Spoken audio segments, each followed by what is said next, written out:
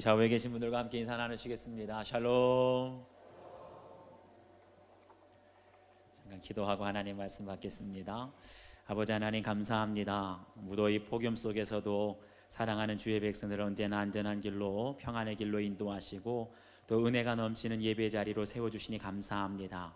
말씀을 사모하는 갈급한 심령 위에 하늘문을 여시고 폭포수와 같은 우리의 심령을 시원케 하는 은혜를 부어 주시옵소서. 특별히 아브라함에게 말씀하시기를 너는 복이 될지라 말씀하셨는데 한치 앞이 보이지 않는 사방에 꽉 막히는 이러한 현실 속에 우리가 어떻게 하면 너는 복이 될지라의 삶을 살 수 있는지 말씀하여 주시옵소서. 주님만 바라보고 의지하며 예수 그리스도의 이름으로 기도하옵나이다. 아멘. 할렐루야.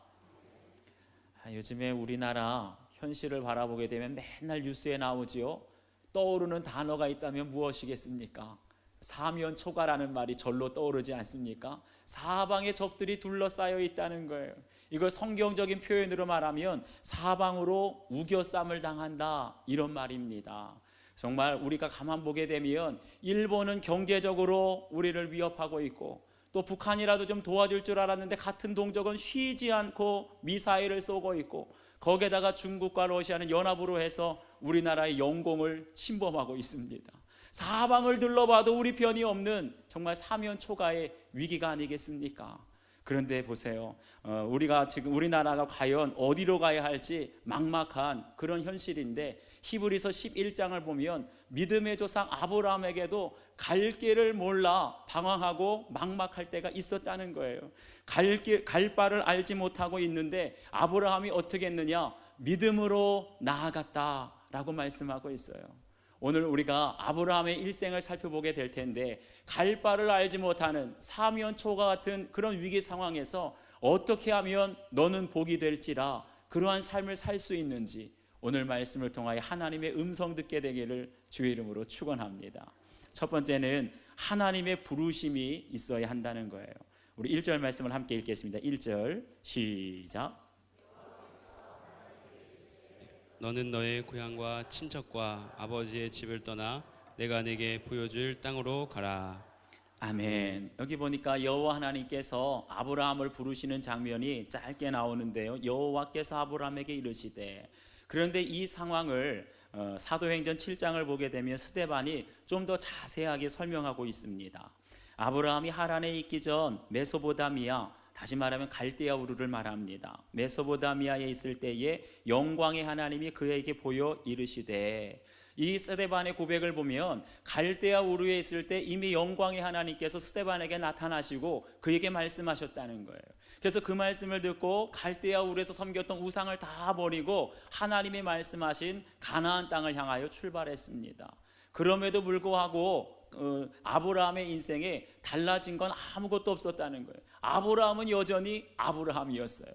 그런데 언제 아브라함의 인생이 변화되기 시작하느냐? 하란에서 하나님의 말씀이 임하고 하나님의 말씀이 그를 붙드니 거기에서 새로운 인생이 시작되었다는 거예요.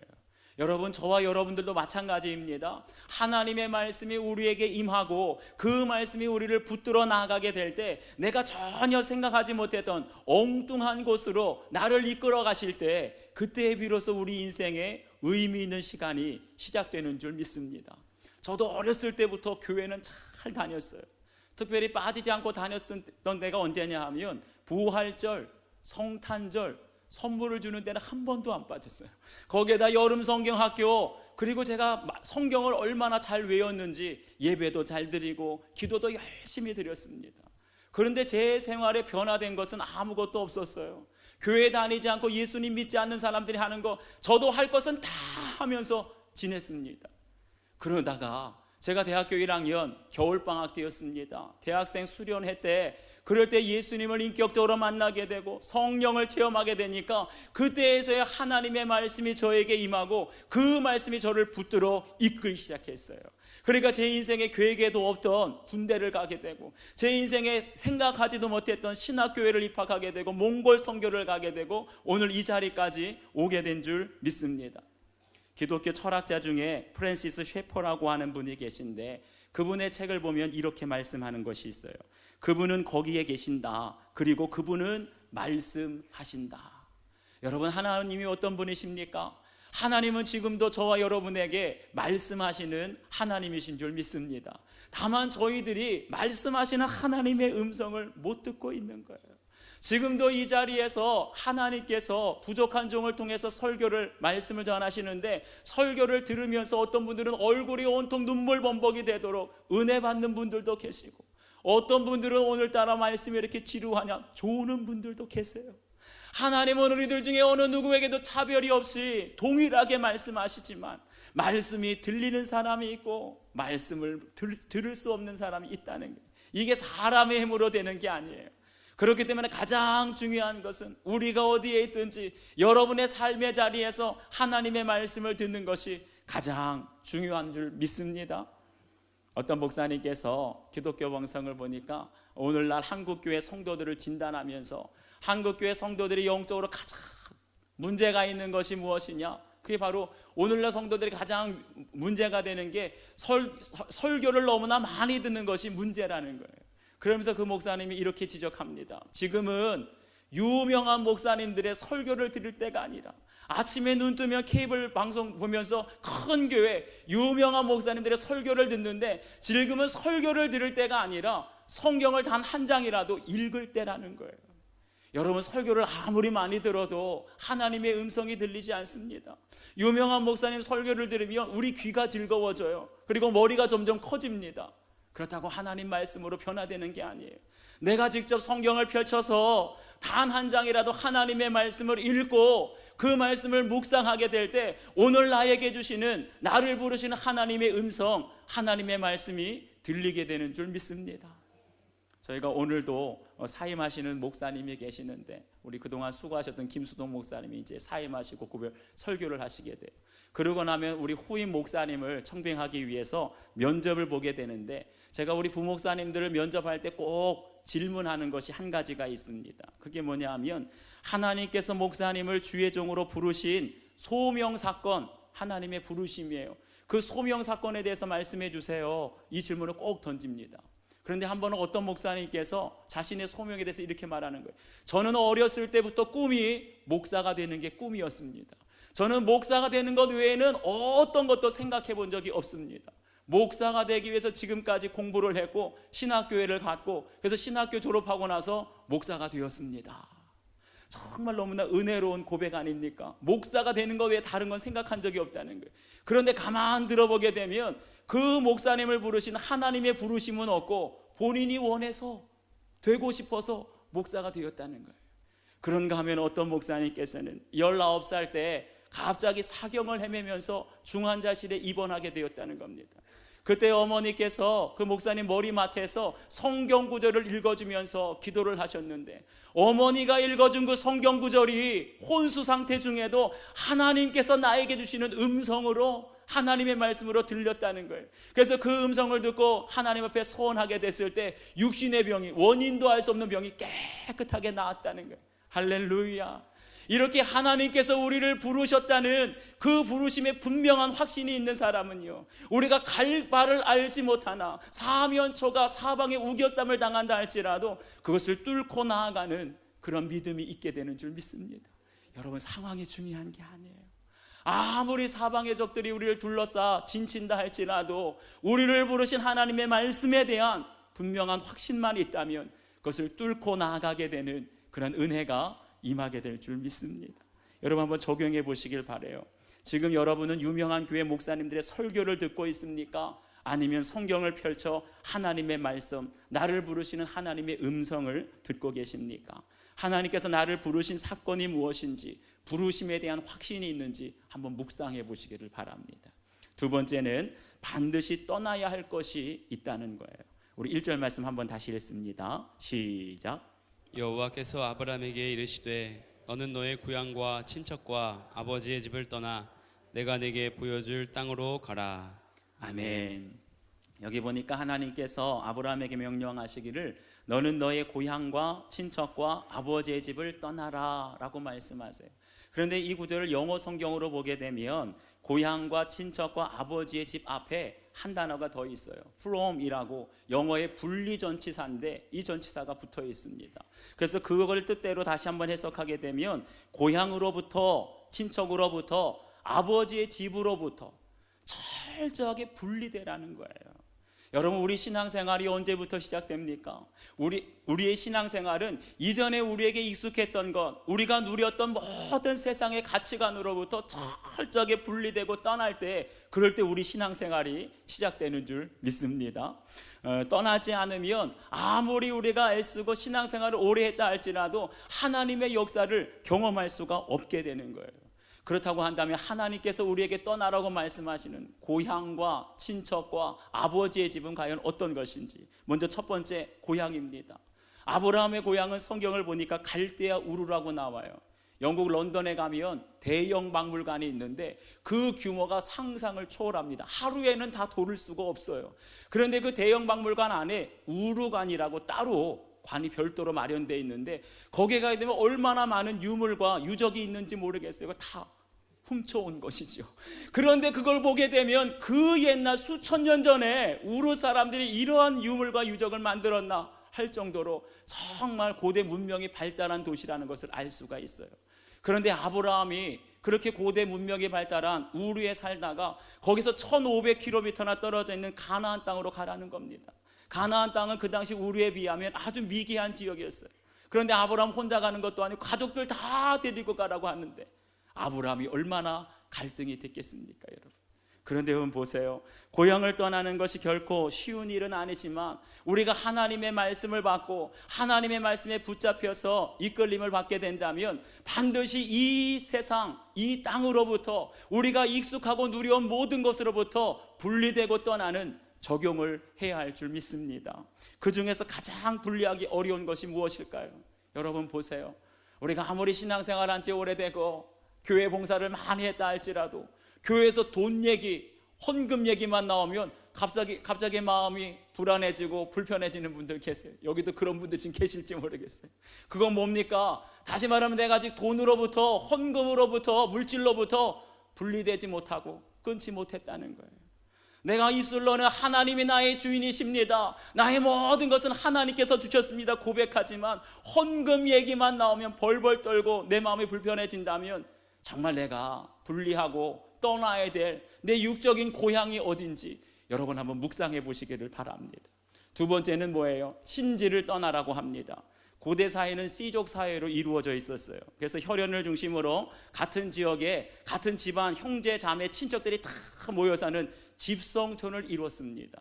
그래서 어떤 동일한 지역에 가게 되면 내 형제 자매 친척들이 많게 되는데 친척들이 많으면 많을수록 그것이 내 힘이 되는 거예요. 내 권력이 되는 거예요. 내 재산이 되는 거예요. 그래서 친척들이 많을수록 특별히 그 친척들 중에 유력한 사람이 있게 되면 내 미래가 보장됩니다. 그런 상황에서 어떻게 친척들을 떠날 수가 있겠습니까?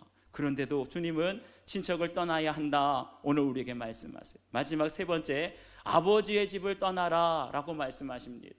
우리가 신앙생활하면서 가장 도움이 되기도 하지만 또 한편으로는 가장 방해가 되는 존재가 누구냐? 바로 우리 아버지이고 부모라는 거예요. 특별히 예수님을 만날 때 정말 어려운 존재가 바로 누구냐 하면 가장 완벽한, 오히려 알코올 중독에 빠져 있고 부도가 나서 사업이 망하고 바람을 피워서 부재 중인 그 아버지를 떠나는 것도 어렵지만 더 어려운, 가장 어려운 부모는 누구냐?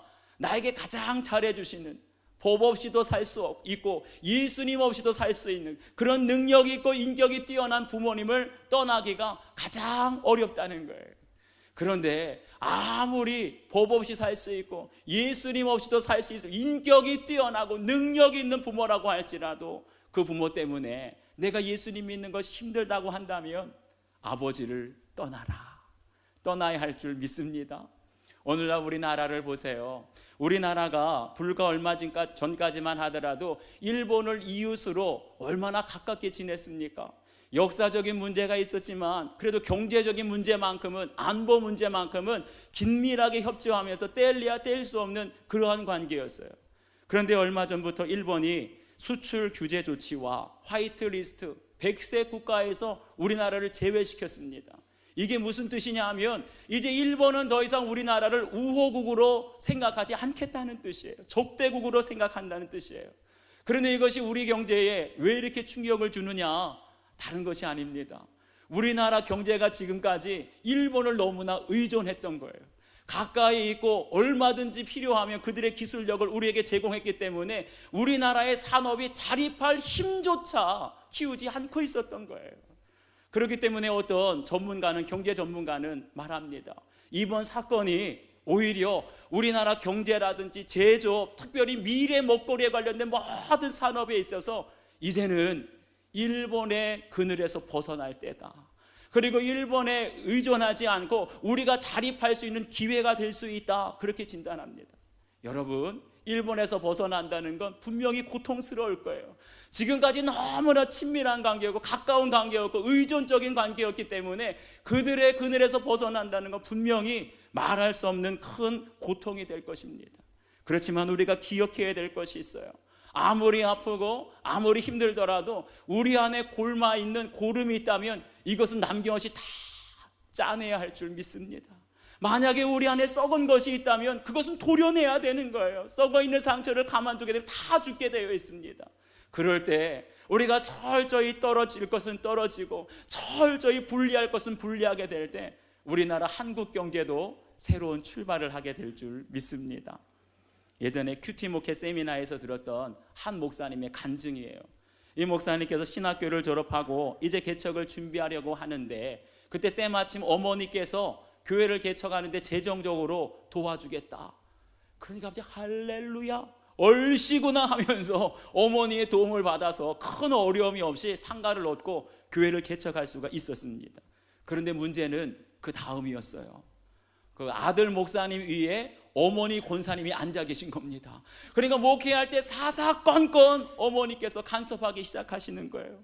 아니 설교를 그렇게 하면 어떻게 하냐, 목소리가 너무 작다, 새벽에는 더 오래 기도하고 철야 기도는 더 뜨겁게 해야 된다, 심지어는 강대상 위치가 마음에 안 든다, 강대상을 옮기고 화분이 마음에 안 드니까 화분을 바꾸고, 심지어는 사모의 헤어스타일이 왜 그러냐, 사모의 옷은 좀 더 밝게 입어야 된다, 하나부터 열까지 다 잔소리하고 다 간섭하는데 목사님이 말 한마디 할 수가 없었답니다. 왜요? 교회 개척하는데 재정적으로 도와주시고 그 어머니가 새벽부터 나와서 밤늦게까지 아들 목사님에서 기도해 주니까 말 한마디 못했다는 거예요. 그렇게 참다 못해서 마침내 결단을 내렸습니다. 교회를 옮기기로 했어요. 어머니께서 얻어주신 그 상가에서 옮겨서 바로 앞 건물에 있는 새로운 상가에 개척을 했다는 거예요. 처음에는 재정적인 어려움이 있었고 힘든 게 많이 있었지만 지금은 그 교회 하나님께서 2배 이상으로 부흥 성장시켜 주셨다는 거예요. 할렐루야. 여러분, 아무리 어머니께서 재정적으로 도와주시고 아무리께서 아들 목사님을 해서 새벽부터 저녁 늦게까지 하루 종일 교회에서 기도한다 할지라도 하나님께서 아버지의 집에서 떠나라 하시면 그 재정적인 도움 포기할 수 있어야 돼요. 떠나야지, 분리되어야지 새로운 출발을, 부흥의 역사를 경험하게 되는 줄 믿습니다. 여러분 한번 적용해 보시길 바라요. 지금 당장 내가 떠나야 할 곳은 어디입니까? 무엇 때문에 떠나지 못하고 있는지 한번 묵상해 보시길 바랍니다. 너무나 큰 도움을 받고 있습니까? 너무 많이 의존하고 있습니까? 불안정한 미래가 두려워서 떠나지 못합니까? 아니면 정이 들어서 안정이 되어서 떠나기가 무섭습니까? 하나님의 음성을 듣고 아버지의 집을 떠나라 하실 때 떠나시는 여러분들 되시길 축원합니다. 마지막 세 번째는 약속하신 비전에는 보장된 하나님의 축복이 있다는 겁니다. 우리 2절과 3절을 함께 읽겠습니다. 2절 3절 시작. 내가 너로 큰 민족을 이루고 내게 복을 주어 내 이름을 창대하게 하리니 너는 복이 될지라. 너를 축복하는 자에게는 내가 복을 내리고 너를 저주하는 자에게는 내가 저주하리니 땅의 모든 족속이 너로 말미암아 복을 얻을 것이라 하신지라. 아멘. 읽지는 않았지만 1절 마지막 부분을 보게 되면 내가 내게 보여줄 땅으로 가라 라고 말씀하세요. 이제 하나님께서 부르시는 그 말씀을 받은 사람들은 내가 가고 싶은 땅, 내가 원하는 땅으로 가는 것이 아니라 하나님이 보여주시는 땅으로 가야 하는 줄 믿습니다. 그런데 생각해 보세요. 아무것도 보이지 않는데 말씀 하나만 붙들고 하나님이 보여주실 땅으로 가는 것, 이거 결코 쉬운 일은 아닙니다. 갈대아 우르에 있을 때 아브라함의 형편이 그렇게 우리가 생각하는 것처럼 평탄하지는 않았어요. 갈대아 우르에 있을 때 아브라함의 동생 하란이 먼저 죽게 됩니다. 아버지보다도 먼저 죽고 형보다도 먼저 죽게 돼요. 그리고 그 갈대아 우르를 떠나서 하란에 도착했을 때는 아브라함이 의지했던 하늘과 같았던 아버지 데라마저 죽게 됩니다. 그때에서야 아브라함이 인생의 곤고함을 깨닫게 된 거예요. 여러분, 하나님께서 택한 사람에게는요, 반드시 어떤 사건을 통해서든지 인생의 곤고함을 만날 수밖에 없는 거예요. 그 곤고함을 만날 때야 비로소 내 인생을 돌아보게 되고 내가 어디에서 와서 어디로 갔는지 진지하게 고민하게 된다는 거예요. 저도 아버지의 죽음을 통해서 인생의 곤고함을 깨닫게 됐습니다.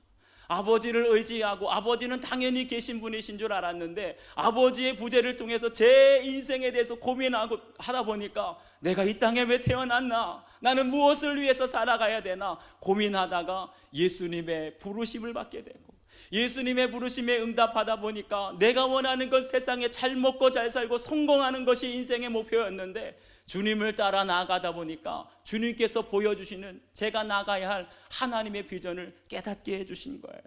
그러면 이렇게 하나님께서 보여주시는 비전을 따라 나아가게 되면 거기에는 반드시 하나님께서 약속해 주시고 보장해 주시는 축복이 있습니다.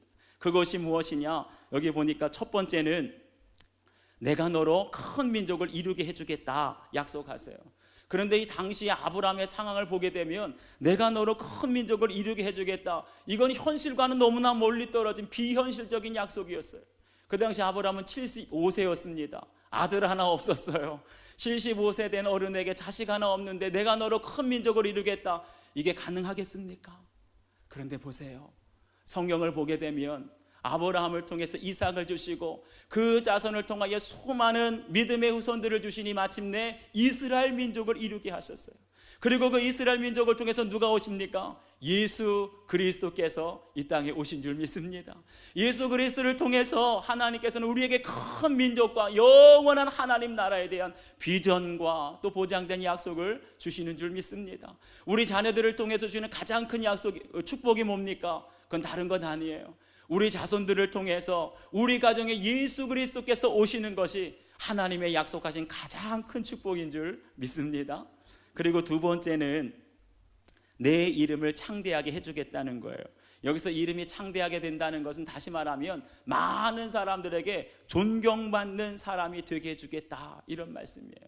하나님께서 아브라함에게 복을 주시니 그의 이름이 바뀌게 됩니다. 원래는 아브라함이었었는데 아브라함으로 바뀌어지게 돼요. 아브라함이라는 이름은 여러 민족의 아버지다라는 뜻이에요. 그뿐만이 아닙니다. 아브라함이 이방 땅, 가나안 땅 헷족속 가운데 살고 있는데 헷족속들이 아브라함을 가리켜서 당신은 우리 가운데 보내주신 하나님이 세우신 지도자입니다.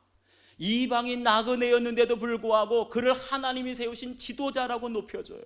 그뿐만 아니라 아브라함에게 선지자요, 하나님의 종이요, 하나님의 친구라는 이름을 붙여주었습니다. 바로 이것이 하나님께서 복 주시는 사람에게 주시는 명예로운 이름이고 창대케 되는 축복인 줄 믿습니다.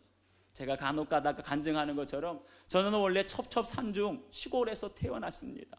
가진 것 없고 내세울 것 없고 아무것도 없는 가난한 집에서 태어났는데 거기다가 다른 사람들은 다 이름 석자라도 가지고, 저는 그것도 부족해서 이름도 두 자밖에 안 돼요.